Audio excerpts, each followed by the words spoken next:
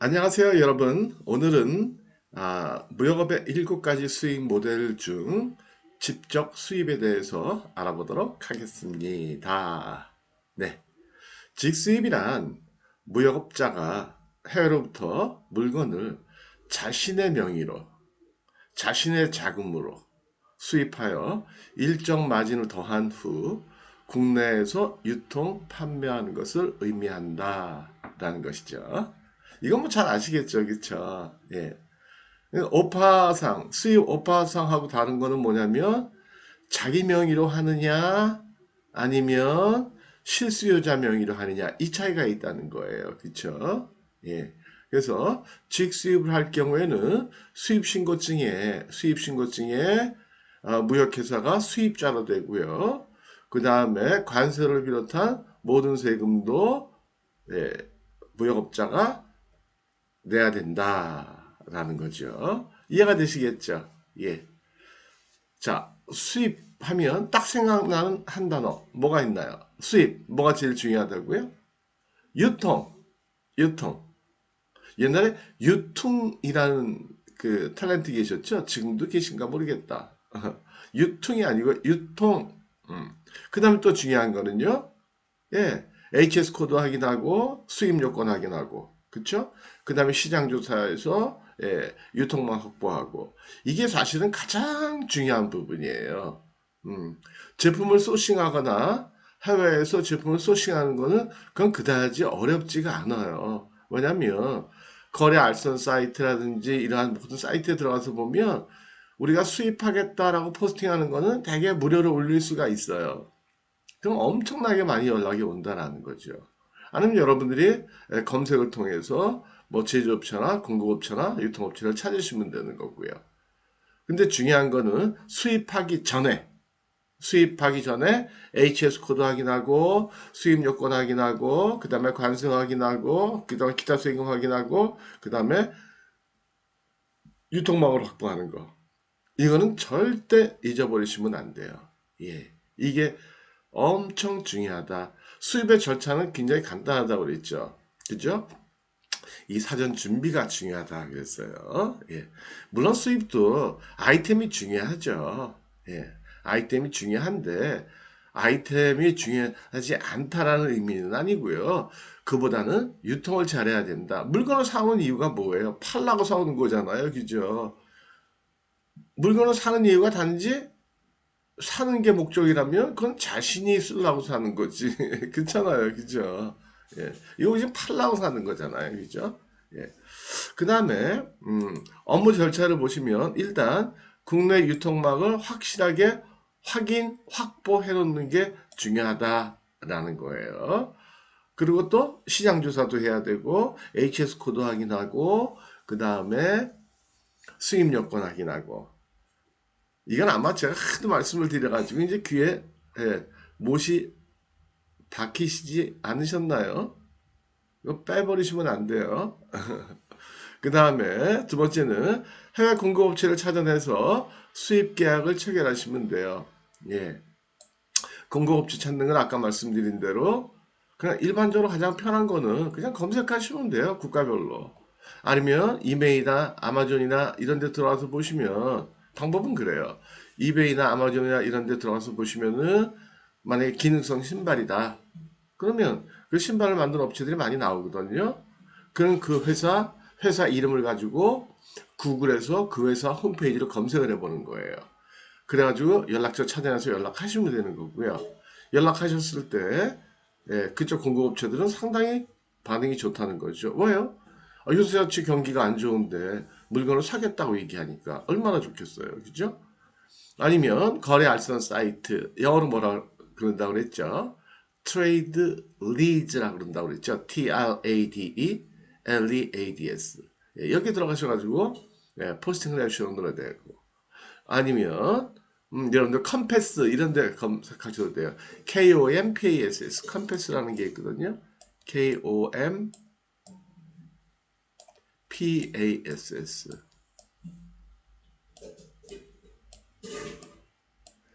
이거 쓰다 보니까 생각이 났네요.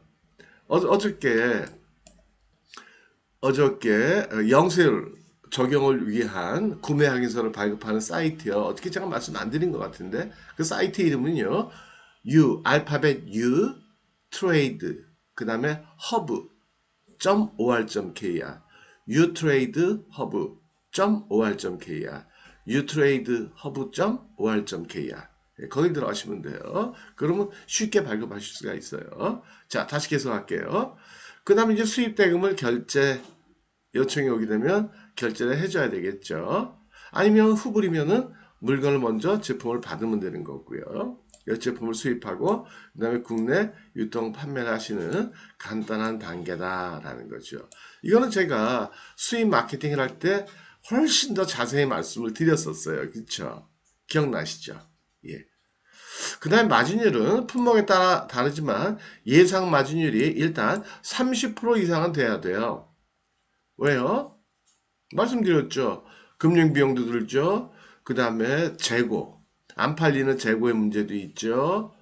그 다음에 또 여러 가지 문제들이 있기 때문에 30% 이상이 예상 마진이 안 되면 그건 시작하시면 안 되겠다라는 거예요. 자, 그 다음에 장점이 뭐냐? 일단 마진율이 높다라는 거죠. 30% 이상이다. 마진율이 높다. 수입에서 성공한 사람들은 많아요. 제 선배 한 분은요. 그 체리 있죠? 체리. 빨간색 체리. 근데 이거는 이제 병에 든 피크식 체리를 수입을 하세요. 남아프리카 공화국에서. 이분은 평생 그것만 하셨어요. 떵떵거리고 잘 사세요. 제가 알고 있는 80대 할아버지 한 분은 예, 전복만 수입하세요. 마른 전복, 중국에서. 엄청 떵떵거리고 강남에서 잘 사세요. 아이템 하나만 잡아도요, 괜찮다라는 거죠. 그러니까 수출 같으면은 아이템을 자꾸만 뭐 몇 년 주기로 바꿔줘야 되지만 수입은 꼭 그렇지는 않다라는 거예요.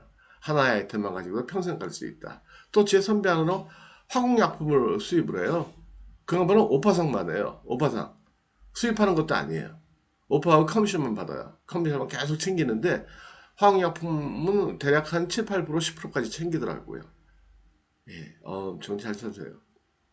어떻게 보면 이게 제가 드릴 말씀일지 모르겠지만 사실 실제로 해보면은요 수출보다는 예, 자금이 없는 중소무역업체의 경우에는 수입이 훨씬 빨라요. 성공하는 길이. 제 생각엔 그래요. 꼭 그렇다는 건 아니고요. 근데 여러분들 해보시면 알 거예요. 저도 예전에 뭐 다마고찌라든지 아니면 그 포켓볼 그 번호가 붙어 있는 그 열쇠고리 같은 거 이런 거.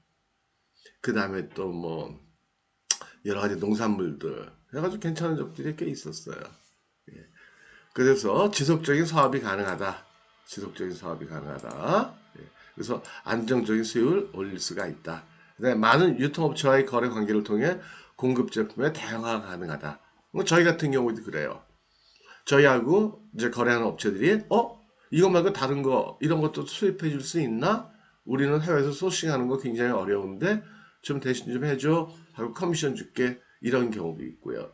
그래서 예전에 그 중국에서 그런 것도 수입했었죠. 뭐냐면 그 저기 그 숯불구이 용 그 탄들 있잖아요. 탄, 열탄, 백탄 뭐 이렇게 얘기하는 거예요. 그런 것들 수입했었죠. 단점은 자기 자금 및 조직이 좀 필요하다는 거예요. 자금도 필요하고 아무리 영업할 사람들이 좀 필요하죠. 수출 같으면 그런 거 필요 없는데 별로. 그다음에 미판매 재고분에 대한 악성 재고죠. 쉽게 얘기하면 악성 재고에 대한 부담이 있다. 그다음에 판매 대금 회수에 시간이 소요된다. 그 다음에 뛰는 경우들도 좀 있어요. 국내 유통업체들하고 거래하다 보면 뛰는 경우들도 좀 있더라고. 그분들이 나빠서 그런 게 아니라 사람이 사람을 속이는 게 아니라 돈이 사람을 속이는 경우도 있잖아요. 그죠? 그죠? 그렇게 생각 안 드세요? 예, 제가 지금 좋은 쪽으로 말씀드리는 거예요. 아무래도 방송이다 보니까.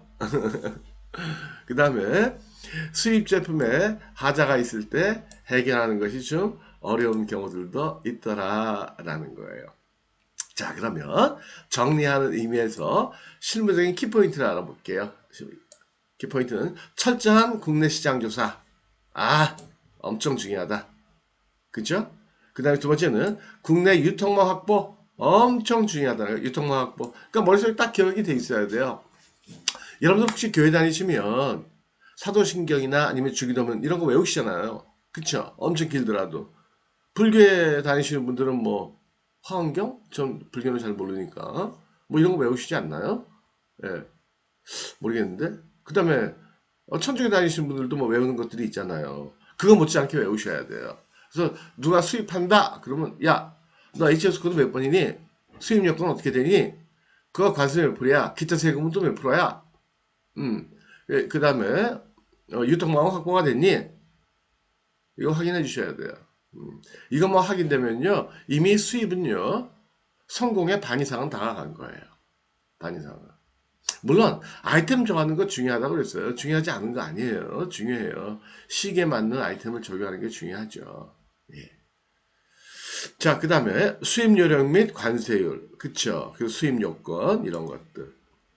그 다음에 수입품의 품질에 대한 철저한 사정 관리가 필요하다. 그래서 몇 번 수입을 좀 샘플 수입을 좀 해보셔야 돼요. 해가지고 자꾸만 검증을 해보셔야 돼요.